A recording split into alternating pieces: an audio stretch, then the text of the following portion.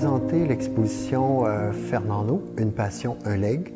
Une exposition qui a été mise de l'avant pour célébrer le 100e anniversaire de naissance de ce chorégraphe-là, un personnage artistique d'importance au Québec et au Canada. Faut savoir que Fernando est le premier chorégraphe à avoir assuré son legs de son vivant. Et avec les grands ballets canadiens, entre autres, c'est un chorégraphe qui a eu 3 grands succès. Son Casse-Noisette, qui est encore fait année après année par les grands ballets canadiens, qui a aussi une version européenne qui se fait en République tchèque depuis 15 ans.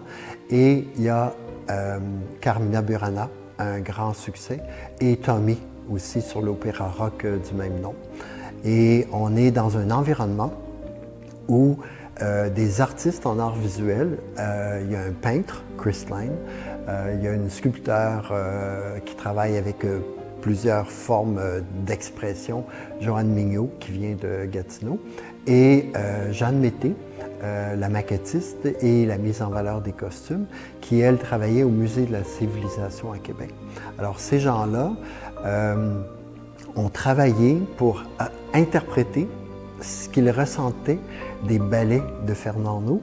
Et ces gens-là n'ont jamais vu les ballets, n'ont jamais connu Fernando, mais l'impression qui reste, alors c'est un petit peu comme le patrimoine qui nous arrive comme un effluve, une bonne saveur, et que ces gens-là ont interprété et ont vibré avec tout ça.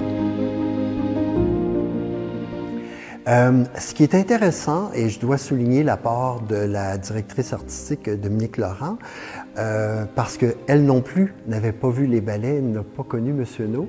Et ces artistes-là, et j'inclus Dominique en directrice artistique, ont su se laisser porter et se vibrer et interpréter la danse à travers leur médium. Pour moi, c'était important parce que la danse, j'aime beaucoup le croisement entre les disciplines.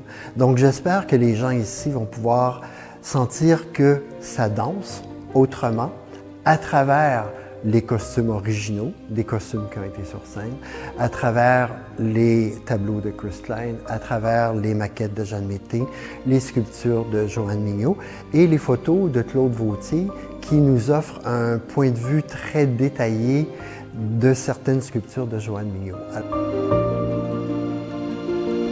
À mon avis, il n'y a pas d'œuvre maîtresse parce que chacune a son thème, sa couleur et sa force. Parce que Chris Line, les gens disent « Ah, les couleurs » et la qualité de son travail parce qu'on dirait que les costumes sont là. Joanne Mignot, dans ses sculptures, c'est des personnages finalement qui sont là. Jeanne Mété qui a fait des maquettes de Tommy, on dirait que c'est des danseurs. Donc, pour moi, j'ai beaucoup de difficultés parce que chaque œuvre bouge et chaque installation bouge. Et pour moi, en étant un ex-danseur, que les gens des arts visuels ont pu exprimer la danse autrement, je trouve ça absolument génial, inspirant et très touchant. Très belle question. J'aimerais beaucoup que les gens qui visitent l'exposition, s'ils se sentent interpellés par ce patrimoine artistique en danse qui nous appartient, qui nous est identitaire, de ne pas hésiter à se faire entendre et à dire que les artistes de notre passé, comme ceux d'aujourd'hui et comme ceux de demain, tous sont importants. Il ne faut pas oublier ce qu'on a fait avant pour mieux se projeter demain.